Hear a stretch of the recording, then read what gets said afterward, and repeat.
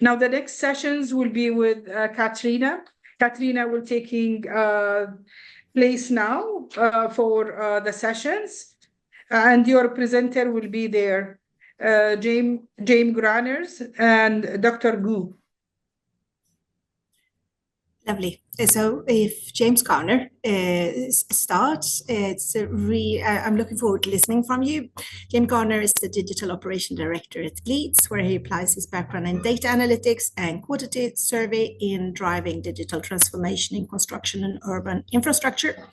Known for his expertise in artificial intelligence and data-driven strategies, James has pioneered innovations that enhances project efficiency and resilience in smart city environments.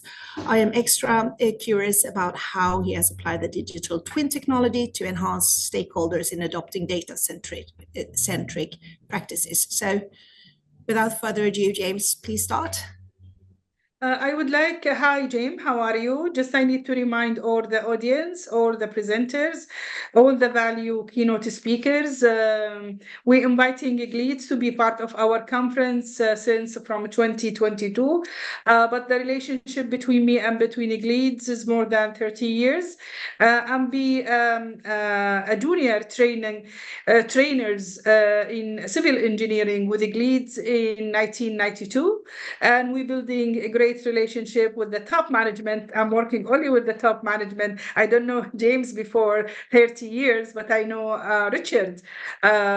We've been as a vice president to the Leeds. Then the relationship between us is more than 30 years, which lead us to inviting all Leeds speakers to be participate in my event in annual basis. And also we need to alert also the presenter. We are celebrating as a state of Kuwait. We are celebrating in 125 anniversary between the relationship for the relationship between Kuwait and the United Kingdom. The celebration of this year, we're reaching 125 year. The relationship between United Kingdom and State of Kuwait. Thank you so much. James, you can start. Thank you, Dr. Hanadi, and hi, Katrina. Just want to check, how long, is it half an hour I've got, or is it 15 minutes? Just want to make sure I time it correctly. Yeah, you can do more than 40 because I don't need the 15. The 15 minutes at the end are round table discussions. So you can go more than 30 minutes. All right, well, I'm probably going to talk for about half an hour and then leave some time for questions at the end. So if anyone's got any questions, please store them up. I'm more than happy to answer them. I'm going to share my screen, and I need to make sure that I can share my sound as well, which I hope will be okay. So just bear with me a minute whilst I do that. Share screen, and I need to share sound. Oh, it's not letting me share sound. I think the organizer might need to let me share sound, because I've got a couple of videos to play. So I don't know if that's something that you can toggle or change in the settings to let me share sound. It should allow you to play the sound. Cool. Okay, well, let's give that a go. That seems to be working now. Okay, so hopefully you can all see my screen okay. What I'm going to actually talk about today is emerging technologies, but specifically around smart cities, but what the future of construction is going to be like to enable that to happen. So I'm going to very much kind of focus on the technologies, some of which you would have heard of already throughout this conference, but it's going to be, oh, sorry, my screen is gone, bear with me a minute.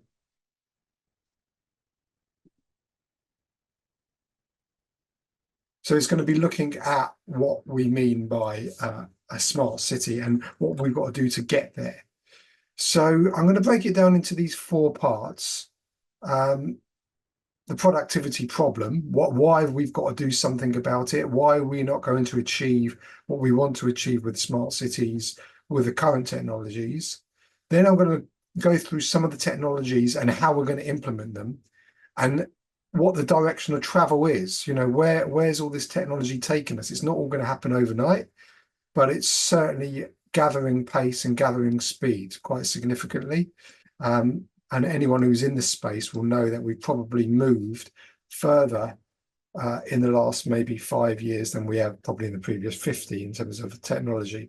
And then at the end, I'm going to give you some practical examples of what we're doing at Leeds, so you can actually see some of the technology that we're implementing within Leeds to bring this future about. So that's the agenda. As Katrina and Dr. Hanati mentioned, I'm James Garner. I'm the head of data insight and analytics at Leeds. I'm part of the digital team. And we are there for 2 reasons within Leeds. We produce solutions that we are able to provide to clients, such as our digital twinning service and things like that. And we also are producing technology and solutions to help our staff get better and more productive at what they do. So kind of answering that efficiency question that's so important. I also work with the RICS. I'm currently working with the RICS as a member of the professional group panel for construction. And I'm also the chairman of an organisation called the Project Data Analytics Task Force. More than happy to provide you with the information on those organisations if you're interested. The task force is international and is all around how we can utilise data, now AI, to improve project delivery and make sure that we're actually delivering projects more efficiently. Well, it brings me on really nicely to the first point I want to cover, which is the why. You know, why are we looking to tackle this problem? Because if there wasn't a problem, or if everything was as efficient as could be, we wouldn't be looking necessarily at ways to solve it. But that's not the case. So this graph that you see on the screen is from the UK. It's from the UK government, the Office of National Statistics. And what it shows is that the yellow line is the UK economy up until about 2020, and it broadly follows this. Obviously, there was a little dip for COVID, but effectively it follows this trend of increased output per hour worked. Unfortunately, you'll see that the other lines, which is construction and around civil engineering and buildings, was actually worse in 2020 than it was in 1997. So we've actually gone backwards in terms of productivity. So there is something that we've got to address.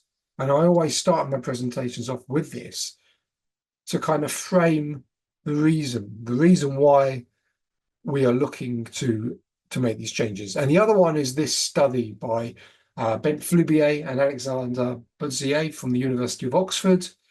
They looked at around 15,000 projects throughout the world, actually. And what they found was that only 1 in 200, so 0.5% of projects finish on time, on budget, and to the benefits outlined in the business case. So that's pretty woeful. And that's uniform across different countries. So this is, you know, there's obviously some countries are slightly better than others, but it's all pretty woeful. Now, what does change slightly, and I won't go into the detail here, but different sectors actually perform differently. So, for instance, you know, the solar panel industry performs a lot better than the education facilities or the commercial property industries. And that's because, and we'll talk about this as we go through the presentation, there's a lot more modern methods of construction involved and a lot more repeatability in terms of solar projects. Likewise, the Olympic Games, funnily enough, every single Olympic Games ever has finished on time, which sounds like a great stat until you realize that every single Olympic Games has also gone massively over budget. So there's trade-offs with all these things, but actually what we want is projects to finish on budget, on time, and to the benefits outlined in the business case. And this is where I think technology is going to help us drive us towards this this new future, the smart cities. And it's all going to be powered by technology, right? So technology is moving at pace, and there's no one technology. you've got to understand that all these technologies are symbiotic and they're working together. So robotics are going to be powered by AI. AI is going to be powered by various analytical and data initiatives. Blockchain is going to be powered by various contractual amendments.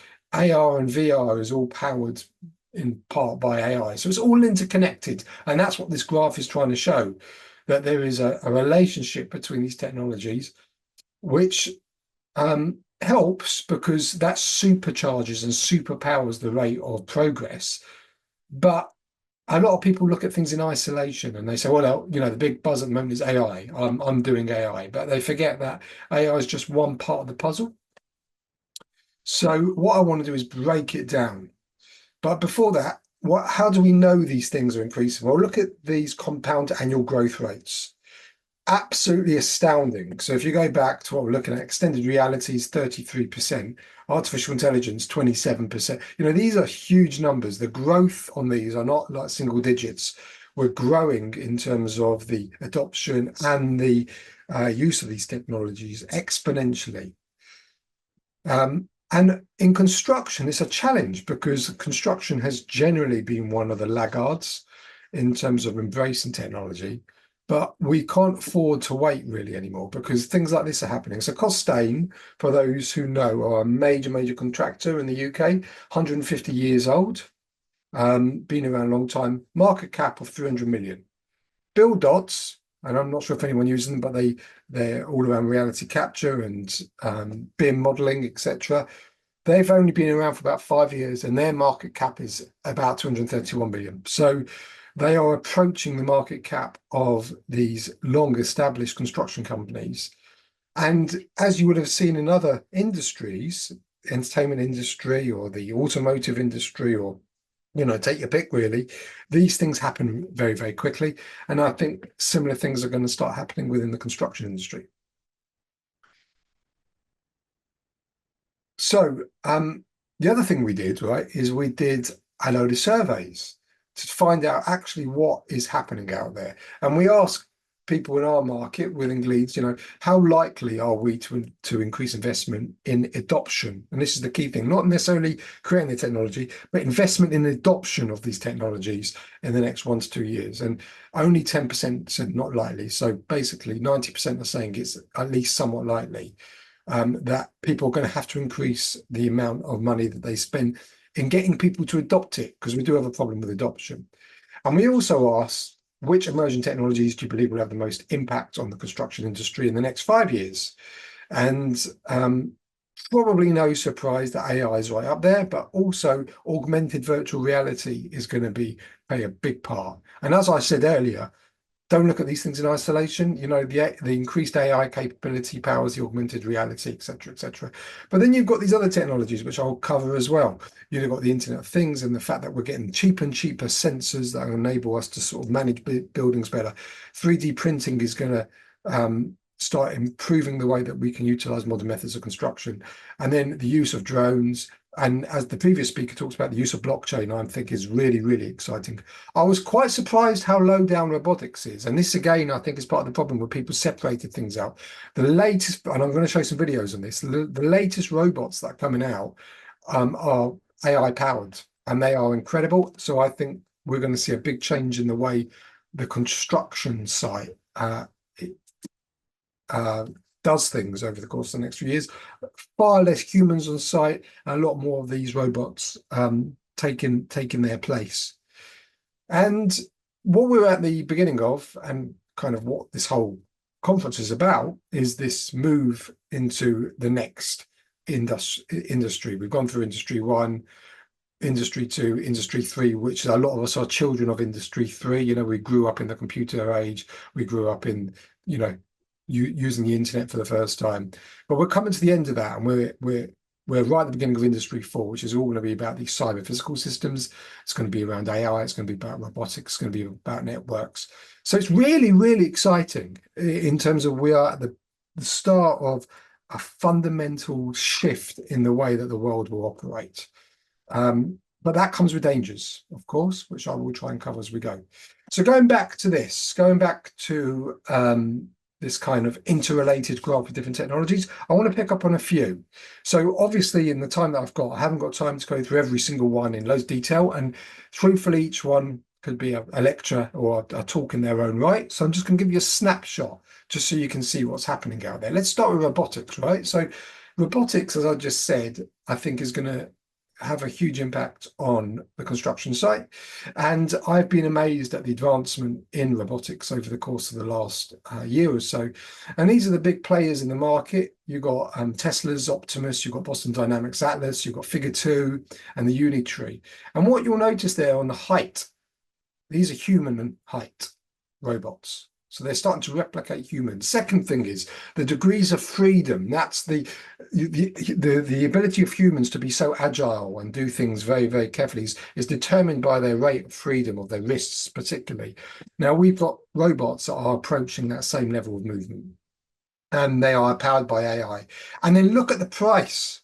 I mean, don't get me wrong, I haven't got, you know, £20,000 lying about, but this is about the price of a car to get one of these robots. And Elon Musk is talking about the fact we're all going to have pet robots probably within 5 to 10 years. So robots are going to be really, really interesting. But for the construction site, it's going to change the way that we can do things, because we can take those health and safety concerns away from the site. This is not about replacing jobs, but letting robots do some of the more kind of onerous tasks that have got high percentage of health and safety risks. Also, robots, obviously, they work 24/7, and they can do things that humans can't do, and these things are only going to get better. But this is just a very quick video to show you the Optimus robot. This is the Tesla one, which for some reason isn't working. See if I can get that to work. I do apologize, it doesn't seem to be working. Let's try again.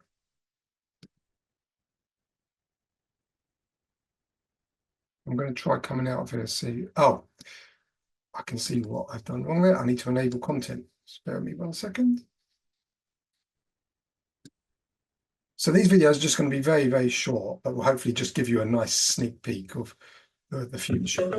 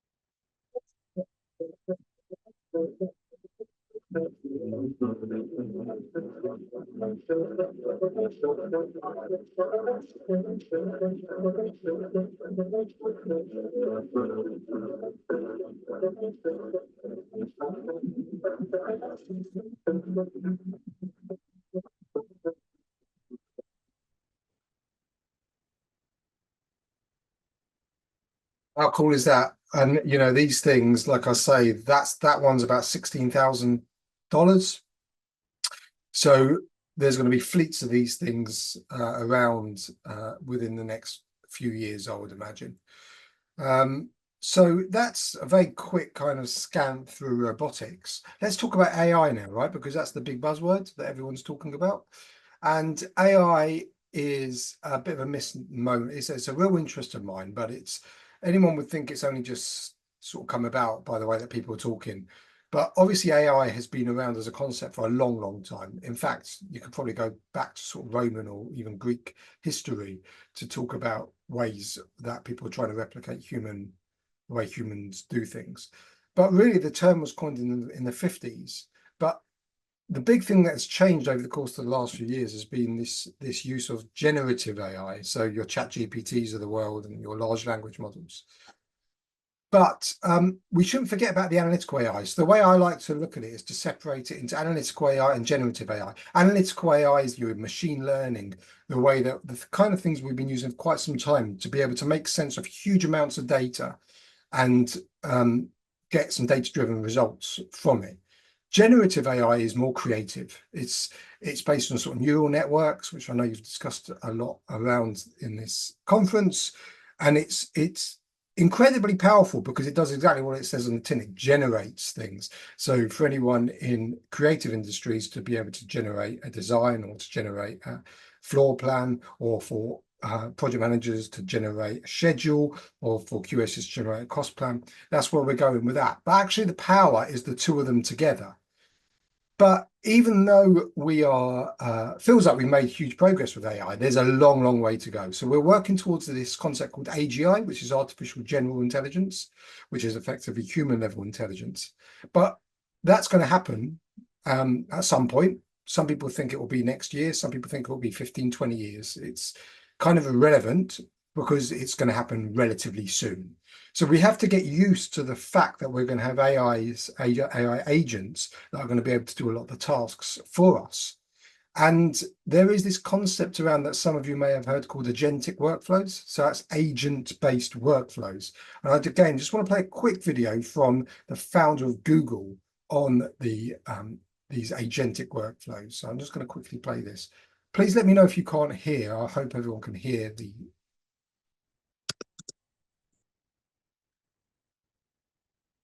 An agent can be understood as a large language model that knows something new or has learned something. So an example would be read all of chemistry, learn something about chemistry, have a bunch of hypotheses about chemistry, run some tests in a lab about chemistry, and then add that to your agent.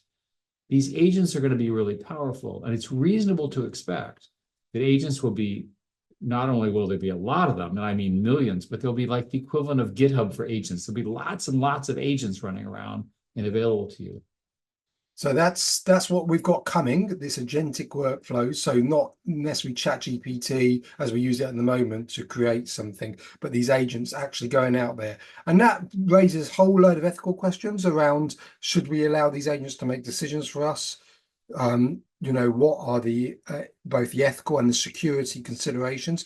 And truthfully, people haven't figured that out yet. You know, we know in the EU, we've got the EU Act, AI Act. We know that a number of states in America are putting things in place, but it's not conclusive. You know, there's a long way to go before we've got consensus around how we deal with AI. But one thing is for sure is it's not going away, and it's going to impact all of us on the way that we live and the way that we build. So it's really, really exciting, as long as you go at it with the mindset that don't trust everything it's doing. So I'm going to skip past that because I explained analytical and generative AI, the two sides of the same coin, because I've got quite a lot to cover in the next 10 minutes. I want to talk about MMC, which is modern methods of construction. So again, a concept that's been around for a long, long time. Going back to sort of the ramifications of World War II in the UK, there was modern methods of construction, you sort of unitized building and modular building happening then. But I think, again, it's the combination of these technologies that are going to allow modern methods of construction to really go to the next level. So, you know, one part of modern methods of construction is 3D printing. And 3D printing, whilst it's being used a lot in kind of the creative industries and domestic, it hasn't really taken off yet in construction, but I think it will. I think we're going to be, within the next sort of few years, we're going to see a lot more use of 3D printing of either whole buildings or whole components to bring to site. Now, bear that in mind when you heard what I told you about robots. So all of a sudden, you've got 3D printers printing components that are going to then be used by robots to bring onto site and put together. That's the power of the combination of these technologies. So here's a very, very quick video to show you what 3D printings of buildings could look like. And this is quite crude, but it's, with all these technologies, it's a start.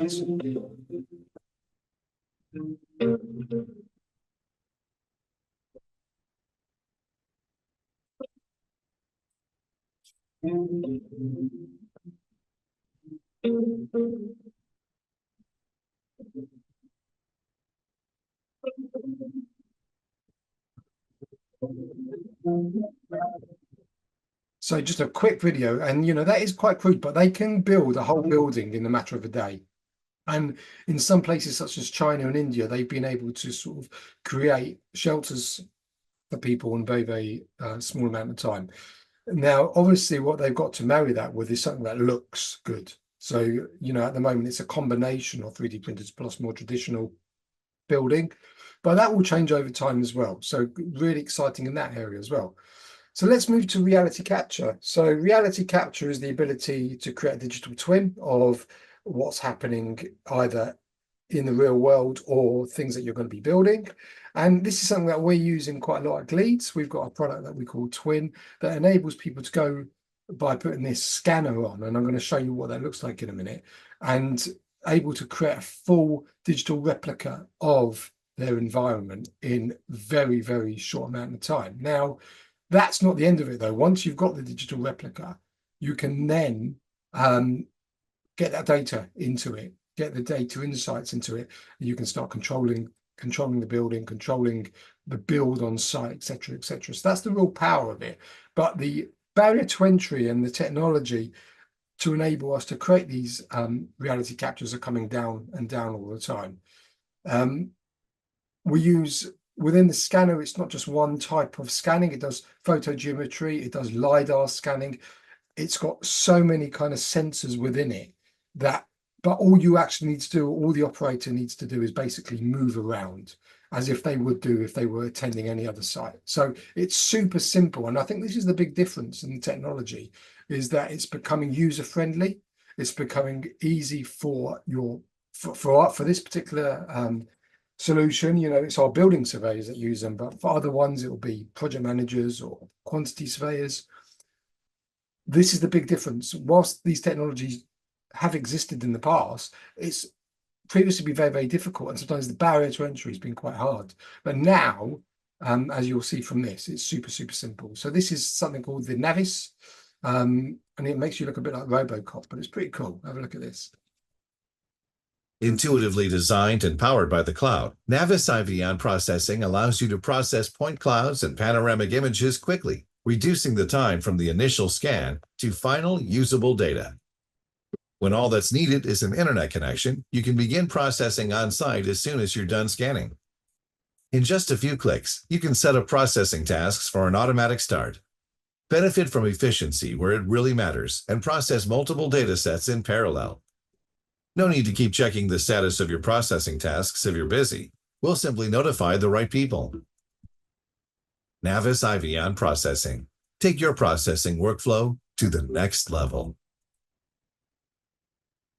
So we're using that Gleeds, and from that scan, we can generate a full, basically by automating some workflows, we can have a full scan on a 3D BIM model within a few hours after having scanned the building. Now, that kind of process would have taken weeks to do before, and all of a sudden we can do that in next to no time.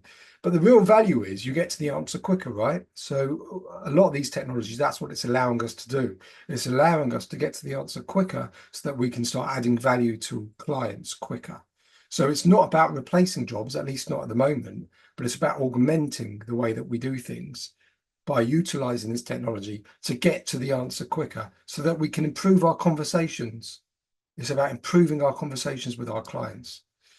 So let's talk about extended reality. So extended reality is all, people would have heard of virtual reality. It's been around for yonks. And then we've got augmented reality, which is, the thing like your Meta Quest. And then you've got these kind of mixed reality, which is similar to augmented reality. All this is about extending your reality, but it's really important for design because, a lot of the time we're trying to imagine what something might look like in the future. We no longer have to imagine. The power of these headsets are getting better and better, although they are quite clunky still, and the software isn't quite there.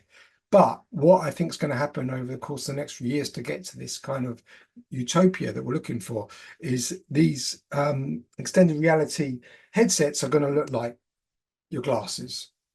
And actually Meta, so the founders of Facebook, they released a prototype of what the future is going to look like. So this is what I'm going to show you now is a real working pair of glasses. It's not for sale because it's still a prototype, but it is actually working. People have used this and this actually exists. And this is, I think, is going to change the game because you no longer have to put on this huge headset that is bulky, has got no battery life, that separates you from reality. This is just going to be, you're going to find it very, very difficult to work out whether someone is in extended reality or not. So they call this Orion, and this is just a quick video to show you what it looks like. Hey everybody, I'm here at Meta headquarters in Menlo Park, California, and these are the company's new Orion augmented reality glasses. Let me tell you a little bit more about them. So these are real deal augmented reality glasses, layering computing over the real world. Here's an example of a game I played. It's Pong played with another person in the room. And remember, these are glasses, not a VR device that we're using. And yes, this is what we look like to everybody else. They're pretty light, and you can use them to take video calls, watch videos, or message wherever you are. And with built-in AI, you can be like, all right, well, I've got these ingredients in front of me. What can I make with them? And Meta's AI will examine what's in front of you, decide, all right, you can make a type of smoothie here. They're internal only for now at Meta. They use some signals that your brain sends to your wrist to operate them. But I have a feeling that soon enough, we'll be hearing a lot more about these. How cool is that? I definitely want a pair. But, you know, did you hear what he said about the AI? So again, going back to the interconnectedness of all these technologies, they don't just stand in silos, but, you know, they're still a little bit thick, but you can imagine 2, 3, 4 years times, there's going to be, you're not going to be able to detect when someone's wearing these glasses. And ultimately it's going to come down to contact lenses, I would imagine. So blockchain, very quickly, I'm not going to show examples of this, but I'm quite excited about blockchain because even though it's quite a dry subject and everyone automatically thinks of cryptocurrency, which is, I suppose, quite good at the moment because it's doing quite well at the moment, but often it actually puts people off. It's not about cryptocurrency. It's about using a very absolute record on the cloud of what's happening on a construction site. To me, is very attractive. And if we aren't using smart contracts which are based on the blockchain within 5 years, I'll be disappointed. And that should massively reduce disputes. So I'm going to quickly go through these other ones because I want to give people a chance to ask some questions. BIM is a technology, again, that's been around for over a decade. But I think the big promise with BIM now is going to start coming true because the problem with BIM up until now has been it's only being as good as the data you put into the model. And frankly, most projects didn't put the correct data into the model, or there was lots of gaps missing. And how do you know what the white spaces were meant to be showing, et cetera, et cetera. However, now that we've got this generative AI and analytical AI and extended reality, I think BIM's going to go to what I'm starting to call BIM 2.0, which is you've got the AI that can start actually filling in the blanks, and then it becomes really, really useful. So I think we're going to see a resurgence of BIM and the original promise of BIM starting to come true over the course of the next few years because of all these other technologies starting to come to maturity. So I'm calling it BIM Plus or BIM 2.0. So digital twins we kind of covered, so I won't go through that in too much detail. And then IoT, so Internet of Things. I think, again, what's happening is the sensors.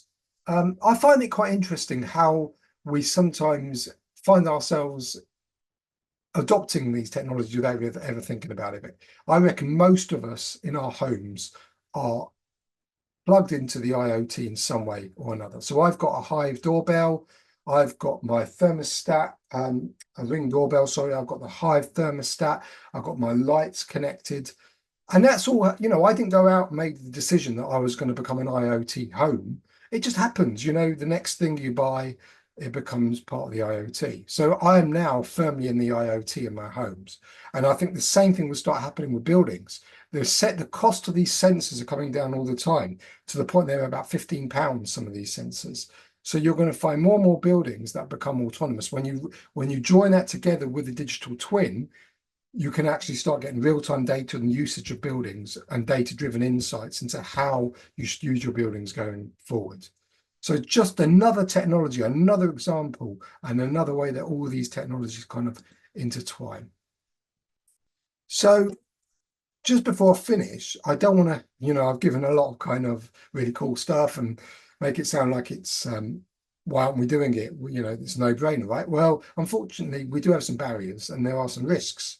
And we did ask what those risks were. And we do have a resistance to change. And I think this is, you know, in all economies, but probably more so in construction than any other.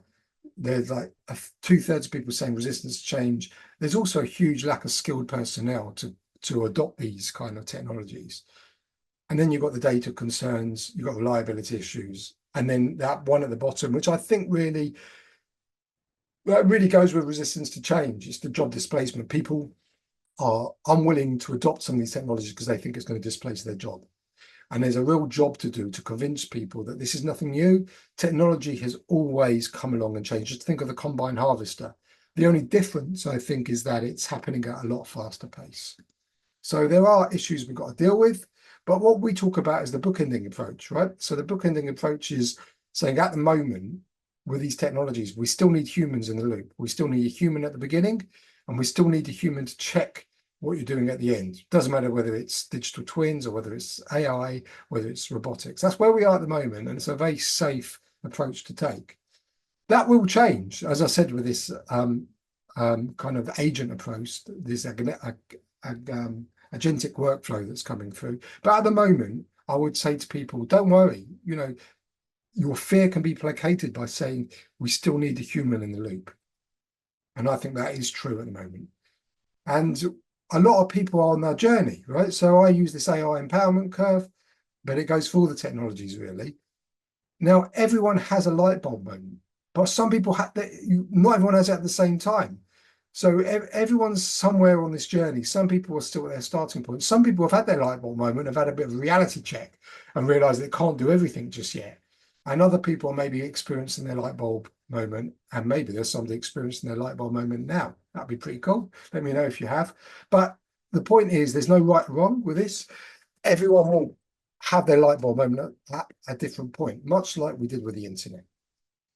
So very, very quickly, just to finish off, what are we doing? So we are addressing the culture change with our upskill programs to make sure that we're giving people the skills that they need to be able to adopt these technologies. And we're developing internal and external tools and partnering with third-party proprietary software developers to give our surveyors and our clients everything that they need. So we're natively embedding tools, and we're using things like Power Platform to enable us to do that. We're fine-tuning large language models so that people can start using the likes of ChatGPT in a safe environment. And then we're working with a lot of amazing third-party providers like Navis that I showed you to make this stuff available to our clients and Gleadsify it. And then we're using our data.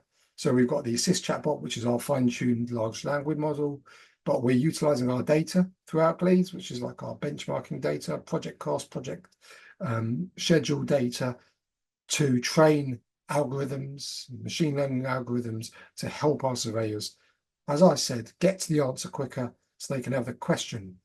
They can get to a more valuable question from the client or from whoever it may be. So effectively, they can have a better conversation.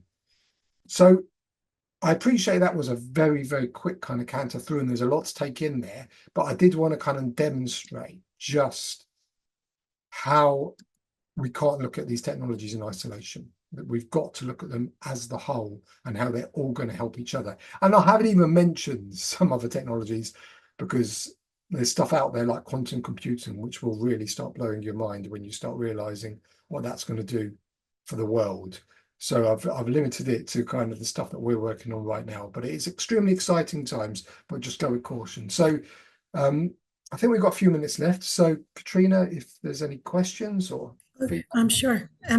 Otherwise, I have a few. And thank you. That was amazing. I really loved hearing about it. I don't see in the chat if there are questions, so I'll start with one.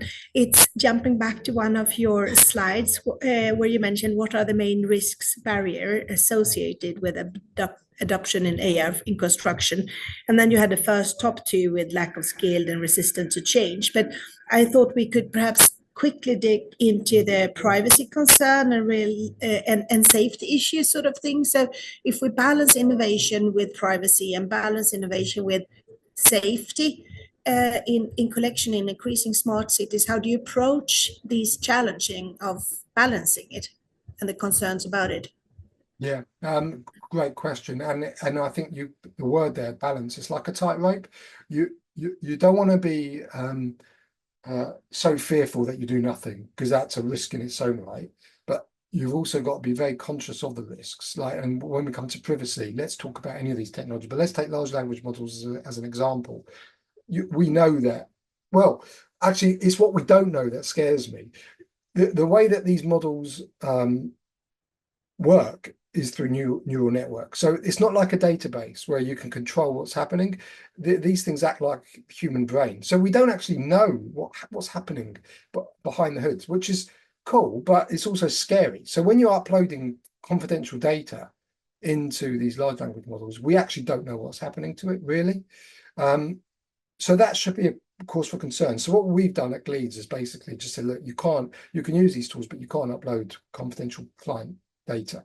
You can use it for things where publicly available data that's already available on the internet.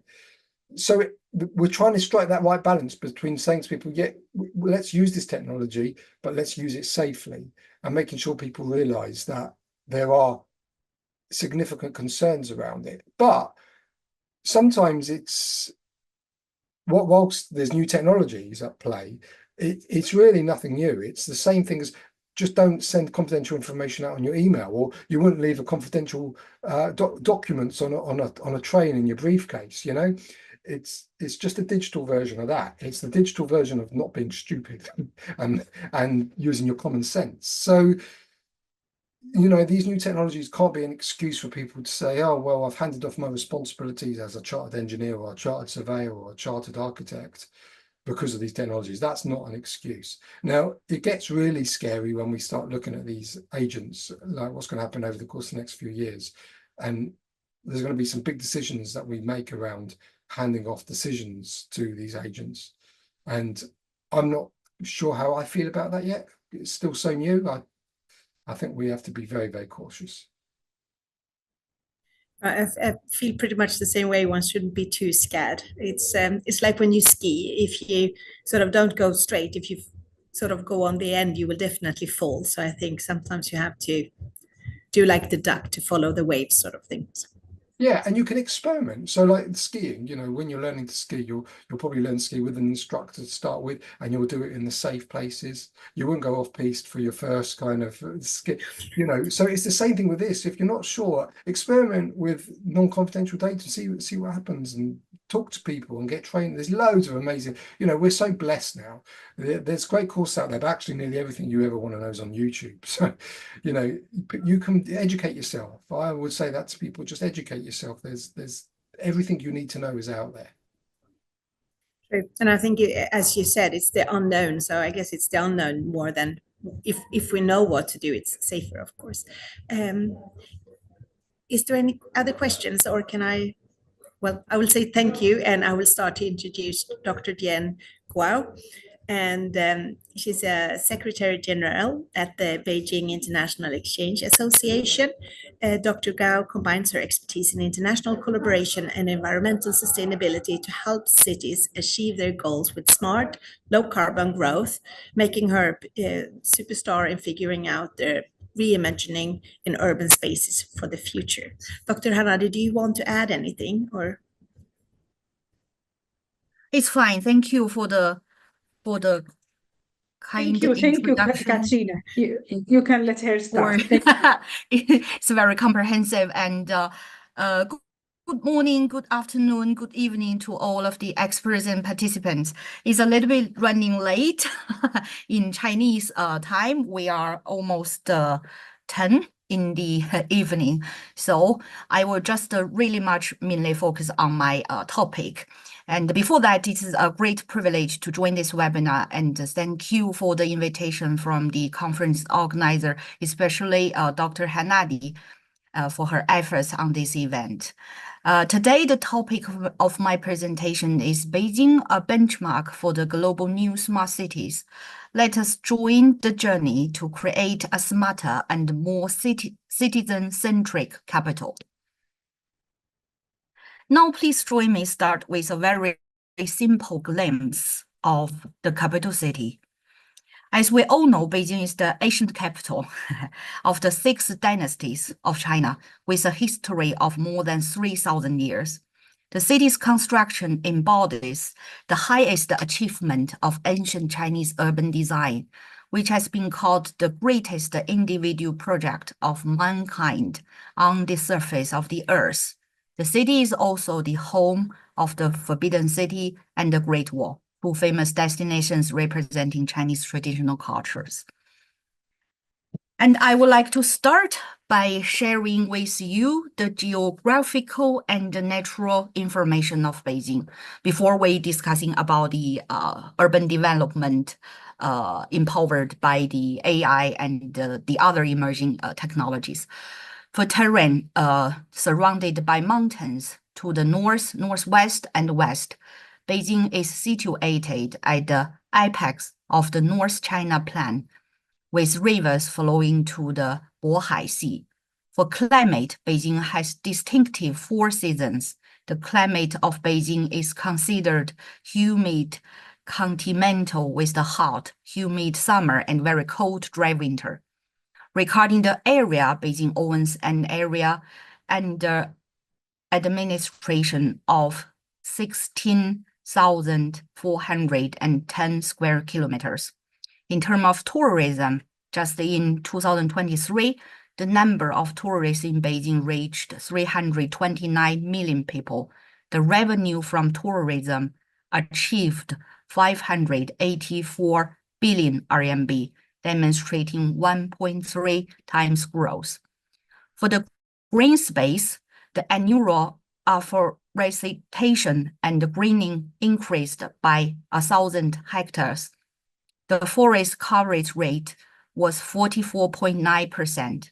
The urban green coverage rate was nearly 50%, and the per capita park green area was 16.9 square meters. Modern Beijing is a typical megacity, as we just shared with lots of numbers, which is reflected in the aspects of population, economy, and transportation, as well as technological innovation. The first is population. At the end of 2023, the permanent population of Beijing is 21.85 million, of which the urban population accounts for 87.8%. The city owns a healthy age structure. The permanent population aged from 0 to 14 accounts for 12%. From 15 to 59 accounts for 65.4%, and 60 years old and above accounts for 22.6%. The second is economy and transportation.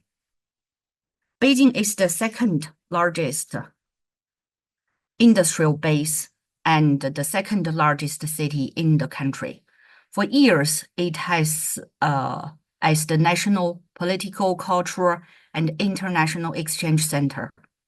In 2023, Beijing's GDP reached 4,300 billion RMB, of which the per capita GDP was equivalent to $28,000.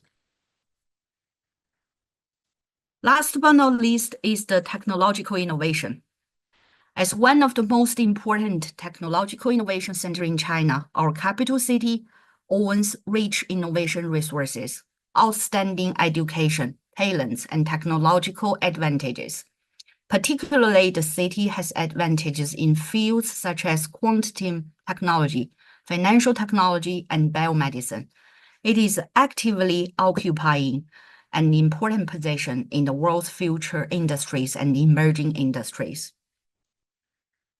As for AI-empowered city construction, Beijing is working on a smarter and more citizen-centric capital for the so-called Smart City 2.0. In China, Beijing is at the forefront of smart city construction. The city was included in the pilot list when smart city construction was first proposed as a national policy in 2012. Since then, the capital city has been recognized as a role model for smart city design and construction twice, in both 2016 and 2021. Beijing has reached the Beijing Smart City Development Action Outline for the 14th five-year plan period, as I think all of you have at least heard about the Chinese famous 5 years plan. The proposal aims to make Beijing become a benchmark for new global smart cities by 2025. By consolidating new infrastructure, our city government designed Smart City 2.0 to serve government reform, public affairs, and technological innovation.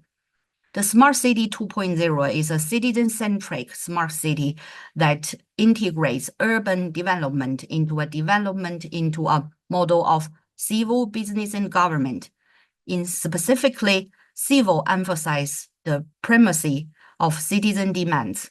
Enterprise and government highlights that the commercial activities and administrations are key to achieve a smarter and more citizen-centric capital city.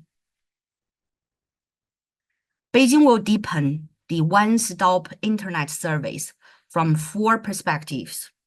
First, the government accelerates the implementation of the Fingertip Action Plan, which realized the mobile handling of key services items such as traffic management, taxi and medical care, and real estate in benches.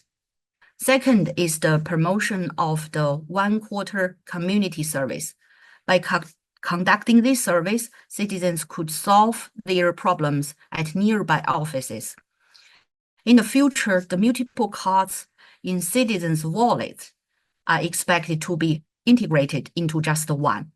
By sharing the government data sources, Beijing is going to achieve a more convenient public affairs system, transforming people looking for service to service looking for people. It is worth mentioning that our government is driving to improvement of the Internet plus 1, 2, 3, 4, 5 citizen precision service system. The navigation of artificial intelligence and big data could realize handling before litigation and enable more comprehensive citizen participations and supervision. Beijing expects to stand at the forefront of utilizing cutting-edge technologies and data management in urban development. Beijing will proactively deploy cutting-edge technologies such as 6G, quantum communications, and brain science. It will carry out demonstration applications of typical scenarios such as 5G, ultra-high-definition video live broadcast, auto-driving, and automated logistics. Beijing will also use the city code to integrate multi-dimensional entity data in the city and establish a unified geographic coding system for the entire city. One example is the recent One Code for One Household policy. On the PC webpage or WeChat channel, residents and merchants could realize the management of entry, information reporting, and self-inspection by scanning a single code at once. The technical application engage citizens in urban governance to realize a highly efficient and collaborative communities. In the future, Beijing citizens will enjoy the convenience of a smart city in traffic, humanity, medical treatment, and other aspects. In the field of traffic, technologies were used to increase road traffic efficiency. Special actions including realizing green waves by intelligent traffic lights, promoting the bus signal priority system and carrying out one key escort for special vehicle in the pilot area. In fact, the city traffic conditions has been integrated into one-stop internet service I mentioned above. Also, Beijing citizens could simply use the app on their phones to explore diversified modes of traffics and travel services such as customized public transportation, booked a trip, or sharing of bicycles. In terms of enriching the humanistic environment, Beijing has paid great attention to promoting several online exhibitions and performances and strengthening the applications of intelligent technology such as cloud broadcasting, immersive viewing, and multi-sense one-face pass in the Winter Olympic. May you all be aware of that in 2022. Several investments in digital libraries, digital museums, and digital galleries facilitate the combination of technology and humanity, which improves the promotion of the city's intangible heritage and increase the accessibility of cultural activities. Regarding medical health, Beijing will promote 7+24 hours of personalized health management service with community smart family doctors as the starting point. Other exploration include the construction of artificial intelligence treatment system, as well as the improvement of the epidemic tracking system and the infectious disease monitoring network. Beijing is not only the capital city of China with world-famous destinations, but also a city full of memories, ongoing strugglers, and expectations for the future. The people who live and work in Beijing are so important in contributing to its vitality, enabling the city to shine for the next 1,000 years. As an increasing number of technology have been applied in our city, we celebrate their progress as we begin to reflect on our current urban development driven by emerging AI powers. Past experience has taught us that the role of citizens and communities cannot be replaced by technology. Instead, technology should serve communities and their inhabitants. For me, this is the ideology behind Smart City 2.0 in Beijing, and one of the main reasons for presenting today's theme and speech. I would like to share with you the design and implementation of a citizen-centered Beijing as a way to make the best use of technology for a better human society. Let's also quickly sharing a video about this.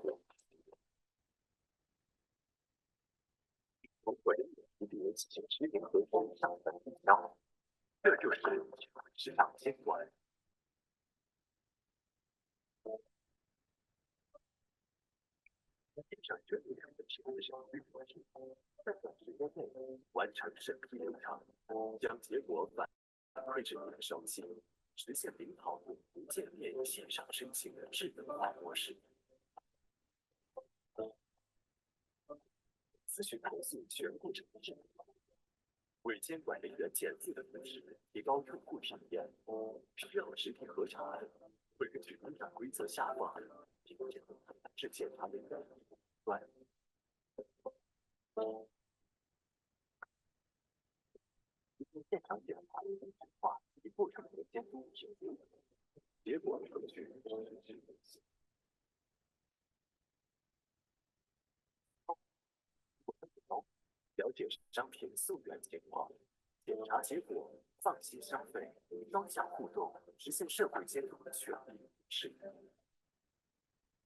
Beijing is where I was born and raised, and I love this city deeply. Given credit to various emergent technologies, Beijing is undergoing an unprecedented transformation, which brings the old city valuable vitality. I'm so impressed and proud of these positive changes. At the same time, understand it is still an explorative process. So as a native of Beijing, I welcome everyone to come to Beijing and experience the charm of our capital, not only because of its traditional, but also smartness. My dear colleagues, today I see you come from different countries and regions. You must have your own lovely hometowns and understand them very well. I want to express my appreciation to this opportunity again, which allows me to share the past, current, and a little bit future of Beijing. Also, I realize it is a good place to have exchanges and interactions. So I want to hear about your hometown's practices on the smart city and to learn the valuable insights and practice around the world. So that's all of the sharing for today. Thanks for your attention. Thank you so much. That was a very interesting presentation of the future. It feels very futuristic. Lovely. I have been to Beijing, and it is a lovely city indeed. Do we have time for questions? I think we're sort of running out of time. So like 2 minutes. Yes. So does anybody have a question? I think someone raised their hand, didn't they? Well, the floor for you.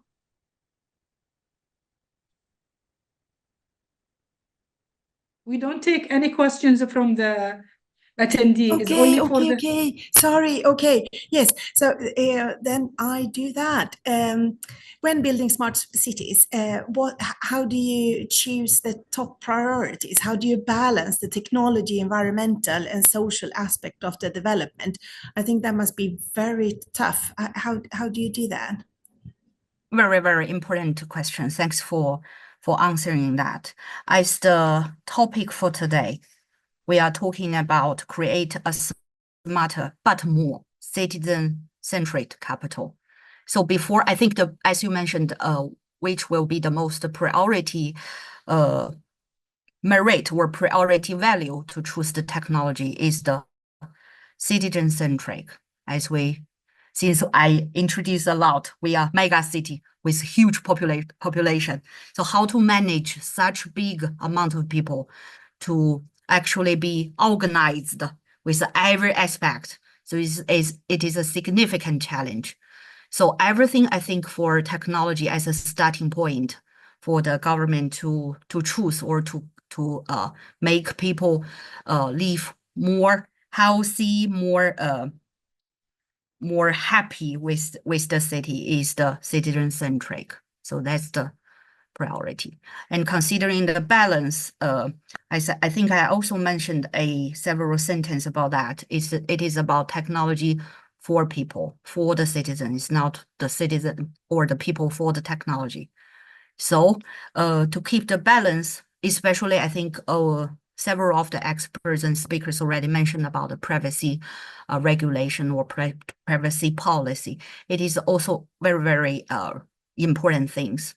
I think in China, sometimes we colleagues or between our colleagues always like saying we are sometimes overprotected due to the data or due to the privacy in China, especially in a mega city like Beijing. So that's a starting point, I think, for the sharing of today. We would like to approach or to build connections from today. So if you have anything would like to dig or explore, come to us. So that's the answer. Thanks so much, Catherine. Thank you so much, and thank you, James as well. Back to you, Dr. Hanadi. Thank you so much.